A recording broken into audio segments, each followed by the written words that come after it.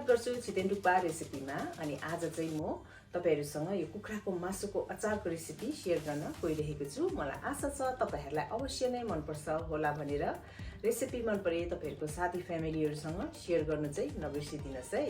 ल है त सुरु गरौँ यो अचार बनाउन। यो रेसिपी बनाउनको लागि सबैभन्दा पहिला मैले ग्यास अन नगरिकिन यहाँनिर प्यानमा मसलाहरू राख्दैछु। यहाँनिर सानो चम्चीको 1 चम्ची जिरा राखे, सानो चम्चीको 1 चम्ची धनिया पनि राख्दैछु, सानो चम्चीको 1 चम्ची तोरीको दाना पनि, सानो चम्चीको 1 चम्ची सौंफ, त्यसै गरेर मेथी पनि सानो चम्चीको 1 चम्ची, टिमुर पनि मैले यहाँनिर सानो चम्चीको 1 चम्ची नै राखे। यी सबै मसलाहरू राखिसकेपछि ग्यासलाई अन गर्ने अनि यो मसलालाई भुट्नुपर्छ।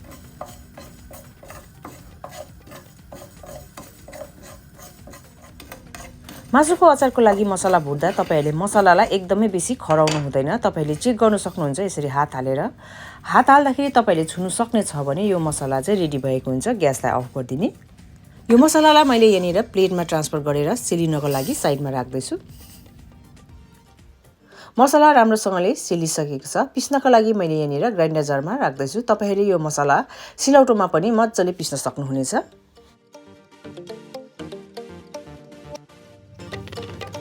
ल हेर्नुस् त मैले मसला पिसिसकेको छु। तपाईहरुलाई मसला देखाउँदैछु। मसला चाहिँ खस्रो खस्रो राख्नुपर्छ। एकदमै तपाईहरुले फाइन पाउडर चाहिँ बनाउनु हुँदैन।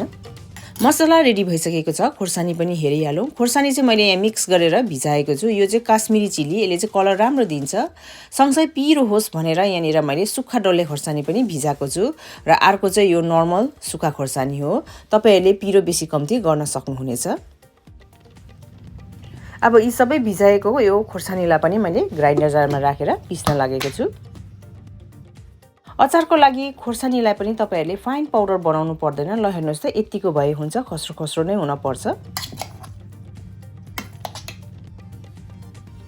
यो अचार बनाउनको लागि मासु चाहिँ मैले यहाँनिर छालासँगै 2 केजी लिएको छु र यो कतिवटा हड्डी पनि मैले त्यतिकै छोडिदिएको छु। निकाल्नु सक्ने निकालेको छु, ननिकाल्नु सक्ने मैले त्यतिकै छोडिदिएको छु।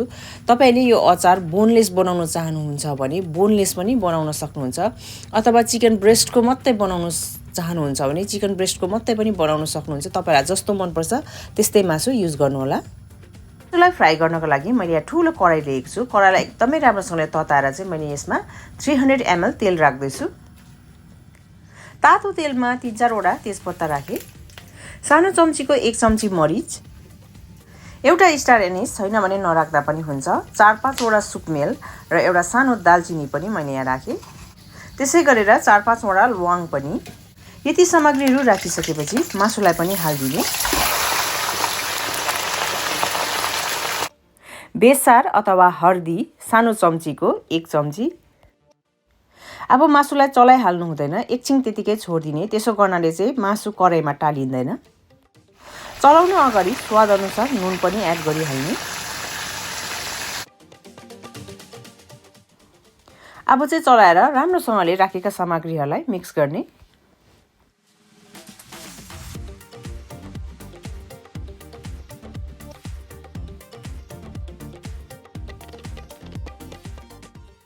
मासुलाई टाइममा चलाउँदै अब चाहिँ गोल्डन ब्राउन हुइन्जेलसम्म फ्राई गर्न पर्छ।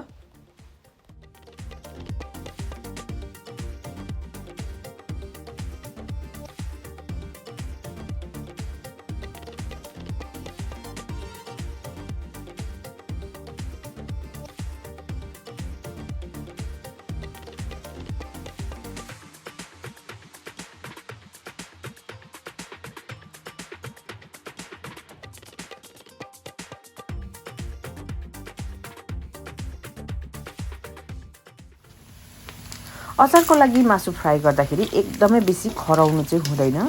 मासु बेसी खर्यो भने तपाईहरुको अचार एकदमै मासु चाम्रो भएको अचार बन्छ।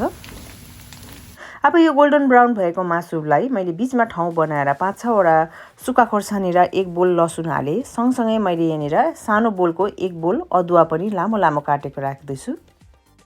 अब यो अघि रेडी गरेको खोर्सानीलाई पनि मैले यहाँनिर राख्न गए।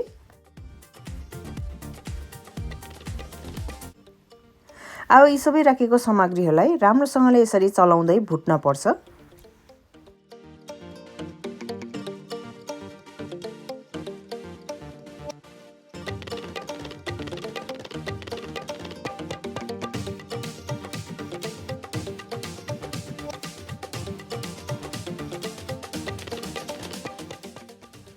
8 देखि 10 मिनट तपाईहरुले यसरी टाइममा चलाउँदै खोर्सानी र यो अदुवा लसुनलाई भुट्नु भयो भने राम्रोसँगले यो पाक्नेछ।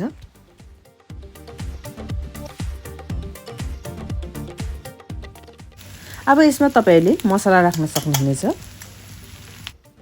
अब थोरै मैले यहाँनिर फेरि नुन एड गर्दैछु किनभने यहाँ मसलामा नुन एड गरेको छैन, त्यही भएर नुन र मसलालाई पनि राम्रोसँगले चलाएर फेरि भुट्नु पर्छ। ग्यासको फ्लेम मिडियम हिट नै राख्नु होला।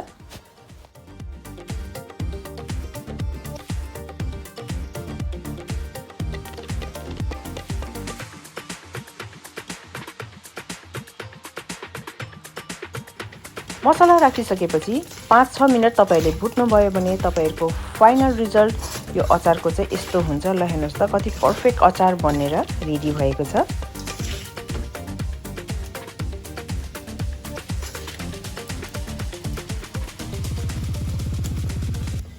अचार रेडी भइसकेपछि अन्तमा मैले यहाँनिर ठुलो चम्चीको 1 चम्ची इमली अथवा तितिरीको पेस्ट राख्दैछु। यदि तपाईहरुकोमा छैन भने तपाईहरुले चुक पनि राख्न सक्नुहुन्छ। यदि चुक पनि छैन भने तपाईहरुले भिनेगर राख्न सक्नुहुन्छ। भिनेगर पनि छैन भने तपाईहरुले कागती अथवा निम्बुको रस पनि एड गर्न सक्नुहुन्छ।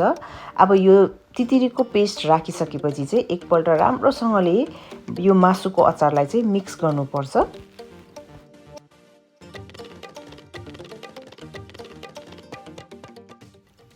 अमिलो राम्रोसँगले मासुमा मिक्स भइसकेपछि ग्यासलाई अफ गर्दा हुन्छ। ल हेर्नुस् त कति परफेक्ट अचार बनेर रेडी भयो। हेर्दै खाउँ खाउँ लाग्दो।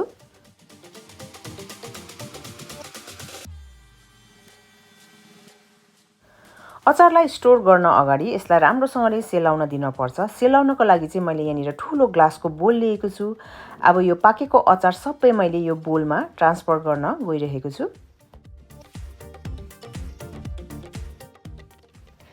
सेलेको अचारलाई तपाईहरुले सिसाको अथवा प्लास्टिकको जारमा स्टोर गर्न सक्नुहुनेछ र तपाईहरुले लामो समयसम्म यो अचारलाई कसरी राख्न सक्नुहुनेछ त्यो पनि तपाईहरुलाई म टिप्स देखाइहाल्छु। ल हेर्नुस् है त।